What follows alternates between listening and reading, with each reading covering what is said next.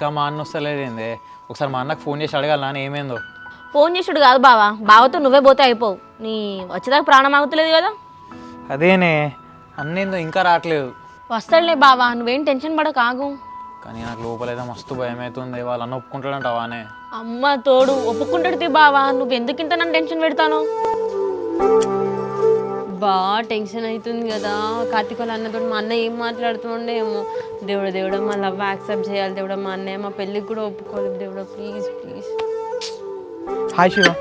Hi Anvesh, ఏదో మాట్లాడాలన్నా చెప్పు. అదే శివ, నా తమ్ముడును మీ చెల్లె ఇద్దరు లవ్ చేసుకుంటారు కదా, సో దాని గురించే మాట్లాడదాం అనుకుంటాను. దాని గురించి మాట్లాడదే ఉన్నది అన్వేష్. మొన్న నేను ఇంటికని చెప్పేసినా కదా నేను ఆల్రెడీ నీకు. అదే శివ, మా ఇంటికాడ మాట్లాడుకున్నాం, కానీ మా తమ్ముడును మీ చెల్లి జెన్యున్గా ట్రూగా లవ్ చేసుకున్నారట. మా తమ్ముడు అసలే మర్చిపోలేకపోతాడు, ఇంటి దగ్గర చాలా బాధపడతాడు.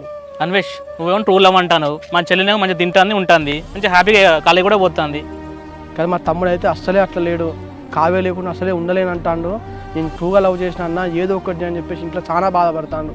ఇవన్నీ బాధ చూడలేక నీతో మాట్లాడదామని వచ్చిన.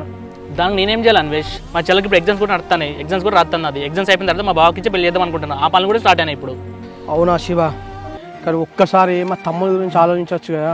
ఇప్పుడు ఎట్లాగో మన అందరం ఒకటే ఊరోళ్ళం, ప్లస్ మా ఫ్యామిలీ గురించి మొత్తం నీకు తెలుసు. అన్నిటి పరంగా మేము ఉన్నోళ్ళమే.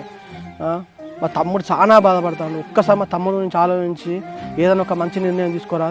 ఇగో అన్వేష్, మా చెల్లె మీ తమ్ముడు మర్చిపోయింది, ఓకేనా? అది హ్యాపీగా ఉంటుంది.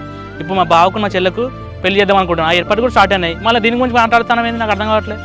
అవునా శివ, నువ్వు మాట్లాడాలంటే నిజం ఉన్నది, బట్ ఏంటంటే మా తమ్ముడు కావ్యని మర్చిపోలేకపోతానని చెప్పేసి ఉద్దేశంతో నీతోటి మాట్లాడతాను. ఇగో అన్వేష్, మళ్ళీ చెప్తాను, నేను గుర్తుపెట్టుకో. మా చెల్లి అయితే మీ తమ్ముడు మర్చిపోయింది, మా అమ్మ కూడా మాట ఇచ్చింది మా బావని పెళ్లి చేసుకుంటాను. ఇగో అన్వేష్, మీ ఆడపిల్లలు ఈ విషయం వదిలేస్తే మా పరుగు పోతుంది. ఈ విషయాన్ని ఇంతతో వదిలేయి. ఇది వదిలేస్తే మీకు మంచిది, మాకు మంచిది. సరే శివ, కానీ ఒక్కసారి మళ్ళా మీ చెల్లె ఇష్టంతో పెళ్ళి ఒప్పుకున్నదా లేకపోతే ఏమైనా బలవంతం మీద ఒప్పుకున్నదో ఒకసారి అడిగి తెలుసుకో. ఎందుకంటే మా తమ్ముడు మాత్రం చాలా బాధపడతాడు.